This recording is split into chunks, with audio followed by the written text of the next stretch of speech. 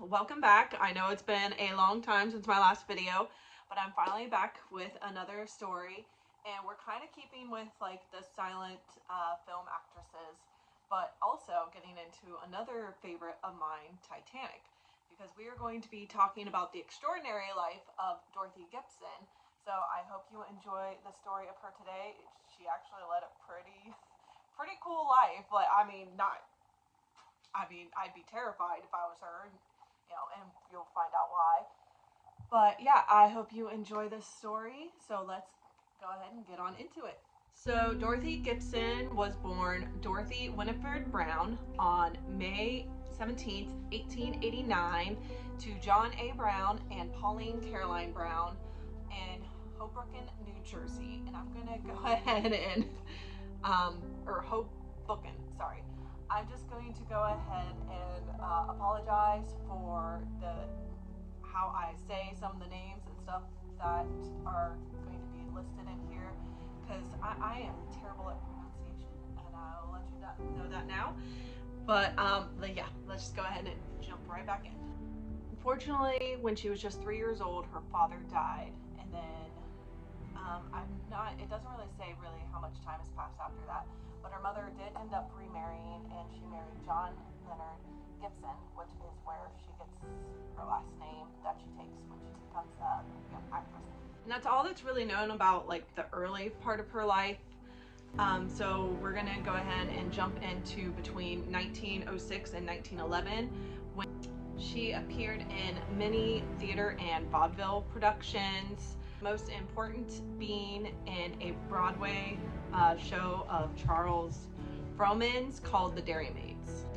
In the year 1909, which is a year before she would marry George Henry Battier Jr., she began posing for a famous artist, commercial artist, by the name of Harrison Fisher, and would soon become one of his favorite models. Dorothy's image would appear regularly on posters and postcards, various merchandising products, and in book illustrations for the next 3 years. Fisher also chose her likeness for the covers of magazines as Cosmopolitan, Ladies' Home Journal, and the Saturday Evening Post. Dorothy was highly publicized at the time as the original Harrison Fisher girl.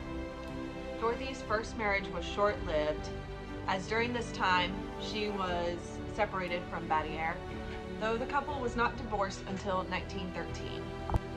In early 1911, Dorothy entered the movies. She started in independent moving pictures as an extra, and then later went to Lubin Studios as a stock player. In July 1911, Dorothy was hired as a leading lady in the U.S. branch of the Paris-based Eclair Studios. She was an instant hit with audiences. She was one of the first actresses to become a star in her own right. She was particularly effective as a comedian in such one-reelers as Miss Masquerader in 1911 and Love Finds a Way in 1912. But her most famous role would be that of herself in the movie Saved from the Titanic. And it was based on her experiences on the tragic event, and it would become the first of the many movies and TV series that would be made on the Titanic. And the Titanic is the best known aspect of Dorothy's life. She ended up first going on a 6-week vacation in Italy with her mother, which, by the way, why can't we still have like 6-week vacations? That would be nice. Like, my vacations at work are only a week long, and I get 4 of those a year. But I would love for a 6-week vacation. So, that would be nice. But I guess that's what they got to do back in the day. But again, 6-week vacation, that would be a lot of fun. But anyways, the advisor from Eclair, Jules Bruley, let me see. It was Jules Brulator. I hope I'm saying that name right again, hoping I'm not butchering names. But he wired her while she was in Italy to come back to America because he had a whole new roster of films for her to do. So Dorothy and her mother were in Paris when they booked their return passage onto the Titanic, which they boarded when the Titanic stopped in Cherbourg on the evening of April 10th. On Sunday, April 14th, the women had been playing bridge with a couple of friends in the lounge late into the evening, despite the request of the steward for them to finish. They carried on with their game until about 11:40, when Dorothy made her way up to her room to meet up with her mother, when she heard a long, drawn-out, sickening crunch and went to investigate. And that is when she noticed, as she walked across the boat, how lopsided the deck was, and she immediately ran to go fetch her mother.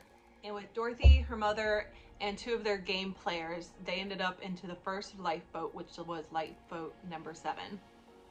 But unluckily, the lifeboat had a hole in it, which was bringing in the icy cold water. But Dorothy said that this was easily remedied by the women taking off their underwear, and then the gentlemen taking off their garments, and then they would stuff the hole with that.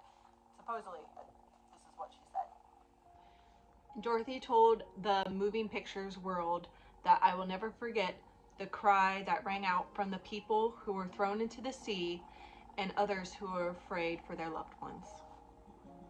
And then after her rescue, it is said that Dorothy slept for 26 hours straight, which, I mean, after a tragic event like that, I'd probably be exhausted to the point where I just want to do nothing but sleep.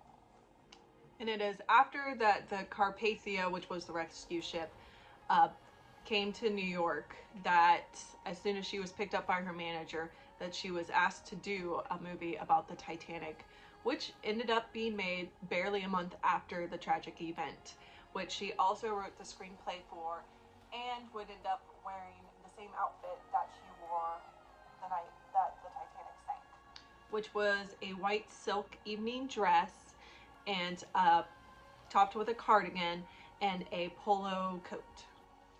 Saved from the Titanic was a tremendous success in America, in Britain, and in France. But tragically, just 2 years after it would come out, the only known copies would be lost in a fire at the Exraordinary Studios in New Jersey in 1914. The loss of this motion picture is considered by film historians to be the greatest loss of the silent film era. And in May of 1912, Dorothy was considered one of the highest paid actresses at the time of her premature retirement. She appeared in an estimated 22 films at Exraordinary Studios and an unspecified number of films at Lubin and at the Independent Moving Pictures Company. But back to Jules Brulator, in 1911, Dorothy would start a 6-year love affair with Brulator, who was the distributor for Eastman Kodak, and he was a co-founder of Universal Pictures.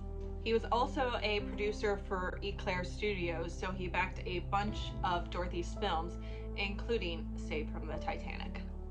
They were able to keep this love affair a secret until about 1913, when Dorothy hit and killed a pedestrian in New York in Jules Brulator's car. And it was revealed during the court case that she was Brulator's mistress. And at the time, Brulator was separated from his wife, but the humiliation of the scandal had her file for divorce, which was finalized in 1915. So then by 1917, Dorothy and Brulator were married, but it was short-lived, because then in 1919, they would file for divorce as an invalid contract. And then a little while later, in 1928, Dorothy and her mother would move from New York to Paris. But then in 1939, Dorothy and her mother were living in Florence when World War II started. And instead of fleeing, they decided to wait out and just see how it would go, see if it would be as bad as it actually ended up being. Instead, by 1944, the Nazis had rounded up Dorothy as an anti-fascist agitator, and they would put her in the Milan prison of San Vittore, which she would describe as a living death. which Dorothy would have died in prison had it not been for the help of double agent Dr. Hugo. I think I'm saying that right, but his actual like full name was Hugo Luca Osteria. Again, sorry if I'm mispronouncing things. But he helped smuggle her out of prison. But he smuggled her because he thought that she was a Nazi sympathizer and a spy. Dorothy would soon enough escape to Switzerland, where she was then interrogated by James G. Bell to see where her loyalties would lie, which he eventually concluded that Dorothy would basically not be bright enough to be like a spy or anything. Dorothy had earned her freedom, but sadly it would be short-lived. Shortly after the war ended, she returned back to Paris, but because of the trauma of the sinking of the Titanic and being put into a Nazi prison, the toll had been taken on Dorothy, for which she would die of a heart attack at the Hotel Ritz in Paris in 1946, and she was just 56 years old. Which, side note, I found kind of odd that if you guys saw my first video on Olive Thomas, when the tragic thing that happened to her also happened at the Hotel Ritz, and now poor Dorothy has passed away at the Hotel Ritz as well. I just thought I'd add this in here because I thought that was kind of a weird, I mean, not really a coincidence, but it was a weird like coming together thing of their two stories. I don't know. But I hope you guys all enjoyed the story on Dorothy Gibson, and I hope you guys will hopefully stick around for my next video. I'm not sure yet who I'm doing next. I kind of want to keep with the silent film people, but let me know down below if you would rather hear another story about a silent film actor or actress, or another Titanic survivor, or at least someone that was on the Titanic that I can do a story on, because I love both things and this is what I kind of want to keep the channel on. So if this is your first time here, please think about subscribing down below if you like this video, because I plan on doing many more like it. But yeah, with that, I will see you guys all in the next video. Bye guys.